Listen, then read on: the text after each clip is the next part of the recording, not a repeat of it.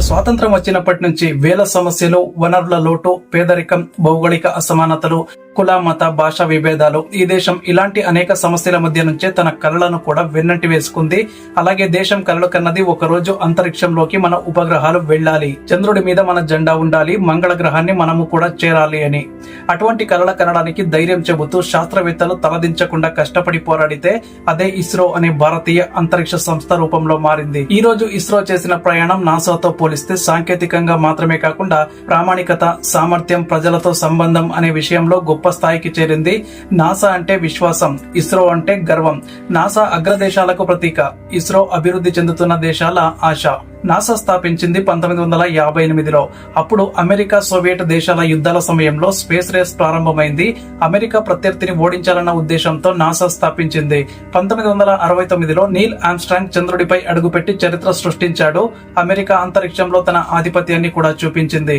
ఇంకొక వైపు భారతదేశం 1962లో స్పేస్ స్టడీస్ ప్రారంభించింది. 1969లో ఇస్రో అధికారికంగా ఏర్పడింది.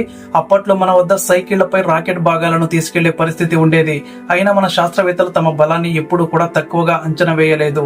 ఈ రోజు ISRO Mangalyaan, Chandrayaan 3, Aditya L1, space X తో పోటీగా ఉన్న న్యూ స్పేస్ ఇండియా లిమిటెడ్ వంటి సంస్థలతో ముందుకు వెళ్తోంది.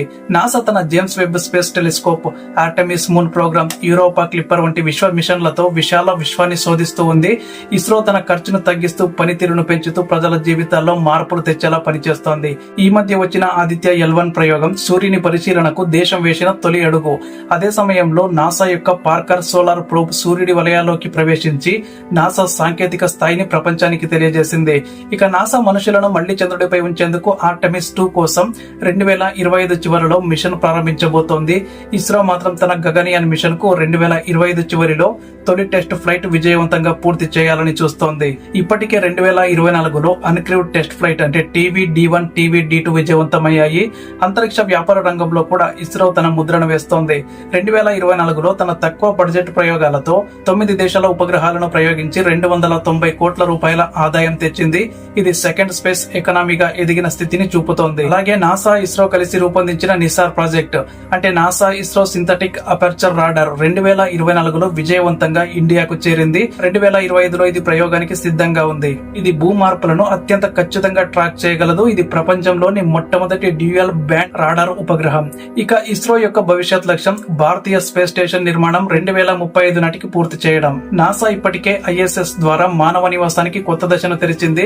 ఇస్రో ఇప్పుడు అదే దిశగా తొలిమెట్టు వేస్తోంది. ఈ మొత్తం ప్రయాణంలో ఇస్రో మరియు నాసా పోటీ సంస్థలు కాదు, ఇవి పరస్పరం స్ఫూర్తిదాయక సంస్థలు. ఒకటి ఎక్కువ డబ్బుతో అద్భుతాలు చేస్తే మరొకటి తక్కువ వనరులతో అదే అద్భుతాలు సాధిస్తోంది. ఇస్రో అంటే కలలకు ఆకృతి, నాసా అంటే విజ్ఞానానికి గమ్యం. ఈ రెండు కలిస్తే మానవతకు పరాకాష్ట. ఇవి రెండు మనం గర్వపడదగ్గ సైన్స్ ప్రగతికి చిరునామాలు.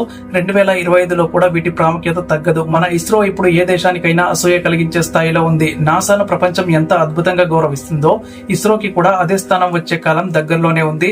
ఇది పోటీ కాదు, ఇది మానవ ప్రయాణం. ఇదే ఇస్రో, నాసాల యొక్క అసలు విజన్స్ అన్నమాట. ఇలాంటి మరిన్ని వీడియోల కోసం మన ఛానల్ ను సబ్స్క్రైబ్ చేసుకోండి.